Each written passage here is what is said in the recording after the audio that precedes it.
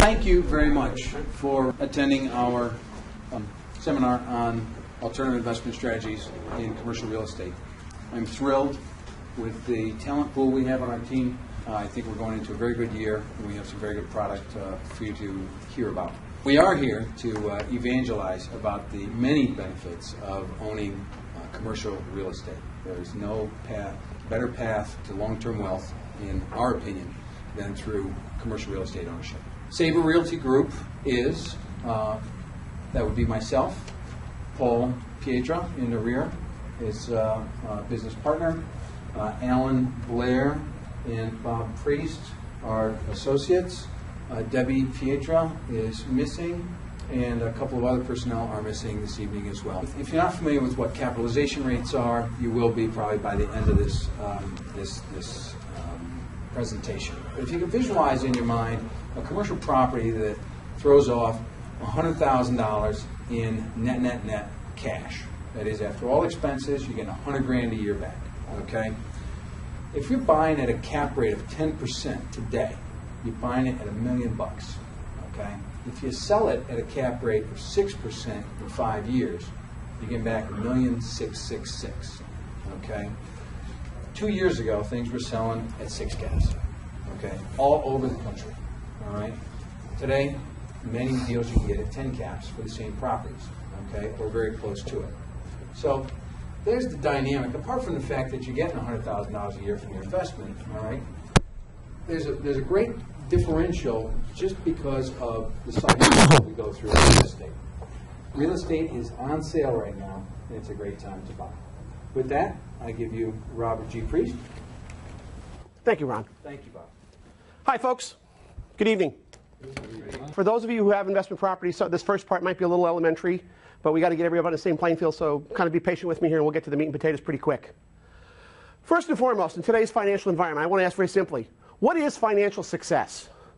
Are your investments meeting your current expectations? Has your 401k become a 201k or even a 101k? Are you tired of making your stockbroker rich while your portfolio runs with the herd or worse? What's your number? What is that magic number you need to retire? I guess one of the financial companies has people carrying their numbers around now on the TV commercial. And what is your definition of financial success? So my question for you all today, as you look at the financial world and you look at your investments, how do you see the world? What do you see up there? What is the future? Tell me, what do you read? Well, it depends what you're up to spend. It could be nowhere. It could also be now here. Okay? And our hypothesis is that the future is now here, and commercial real estate is part of that. Several of us at Sabre are experienced investors. I own 5 properties, about 27,000 square feet. Alan has run very large multifamily projects in the Bronx, and now owns a beachfront resort property in Florida. We're doing this because we believe in it, not for any other reason. We're not here to sell seminars or create a table rush and have you buy our $2,950 program that you can take home tonight for just $495, like the fellow last week, right? So, financial success. We're perfectly aligned for the results we're getting, right? Otherwise, we wouldn't be getting them. So, the biggest way to redefine our results, to redefine where we are, is through learning. And this quote from Fast Company magazine, I think, is right on point, that learning is the single most important tool for people, teams, and companies that want to get fast and stay fast in the, keywords, new economy. Rich Dad, Poor Dad, Robert Kiyosaki, great author, done wonderful work about financial education. He says very simply, if you really want to become rich, you need to learn how to buy, build, or create assets. It's important to understand, too, that the rich think very differently from the middle class. In fact, they don't think differently, they think exactly opposite. Think about that for a minute. Donald Trump, in the early 90s, went bankrupt. He was a billionaire. He was worth negative billions. In 3 years, he turned it around. He was a billionaire again. Why is that? It has to do with his attitude and his approach. I mean, some of the common misperceptions or differences. The middle class folks think about job security. Rich folks think about building a business or businesses. Middle class folks think about buying a big house or a bigger house. Rich folks think about going out and buying an apartment house. Middle class think it's smart to save money. The rich know that it's smart to invest money. The middle class think that rich folks are greedy. We know that rich folks are actually generous, largely because of our tax laws. So, if we want to become really rich, we must learn to think exactly opposite of most folks. Make sense? Okay. So you need to understand that what you think is your reality. Do you think savings is smart? Do you think investing is risky? Well, if you do, you're probably not going to break out of the cocoon you're in. Henry Ford said it best, if you think you can or you think you can't, either way you're going to be right. Let's talk about the difference between wealth and income. We've all heard the stories, was it 90% of all the people that win a big lottery prize are bankrupt again within 5 years? Is that, everybody's heard that those kinds of numbers? I could be off a couple percent. Why is that? They don't understand the difference between income and wealth.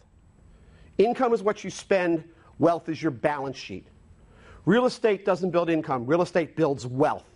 Wealth gives you spendable income. Wealth requires discipline. For example, you can, we got a young man in the room here. You're still with that young buck looking stage there. You can go out and you can save money and go out and buy a car, right? I went through that phase. Or you can save money. You can buy an income property that'll then pay for a really cool car. Make sense? Tell my own personal story. A few years ago, I bought a little strip shopping center, a boring little 5,000-foot building on Route 1 in West Haven. Really boring, ordinary, plain vanilla building. Nothing fancy about it. And I had key tenants. Now, understand, my primary profession, I'm a roofing contractor. I drive a pickup truck. I had one tenant who runs a deli who's renting space from me, running around in a Mercedes 500. I got another tenant, a Filipino lady, who's renting space from me, riding around in a BMW 740. I've got two other gentlemen who partners for a small home security business, telemarketing and home security business. One of them's driving an M3 and one's driving an M5 BMW. Now, think about that. I'm driving a pickup truck, they're driving the cool cars, and they're paying me rent. Doesn't that make you wonder where the money is? A balanced portfolio has to contain investment-grade real estate. It absolutely must, it absolutely must, it absolutely must. Now, you need to have other assets too. You need to have cash or near cash assets. You need to have equities. You need to have fixed income. Maybe you do those as individuals. Maybe you do those through mutual funds. But you need to have real estate as part of your portfolio. It's also important to understand we're talking about investing in real estate. We're not talking about speculating. We're not talking about going out and buying a property and trying to flip this house in 3 months and make a quick 20 grand. We're talking about buying cash flow properties, buy and hold, collect your rents, and when the time comes to sell that property, not only are you going to have the rent you collected, but you're also going to have a very nice capital gain. So let's go back. Robert Kiyosaki makes a very simple definition. What's an asset? How many people here had accounting? Anybody have accounting somewhere back in college? Anywhere? Oh, come on. Okay, there we go. Come on, talk to me, guys. What's an asset? Assets on the left side, liabilities on the right, all that stuff? Well, Kiyosaki says we're all wrong about that. Kiyosaki says that very simply, assets put money in your pocket, liabilities take money out of your pocket.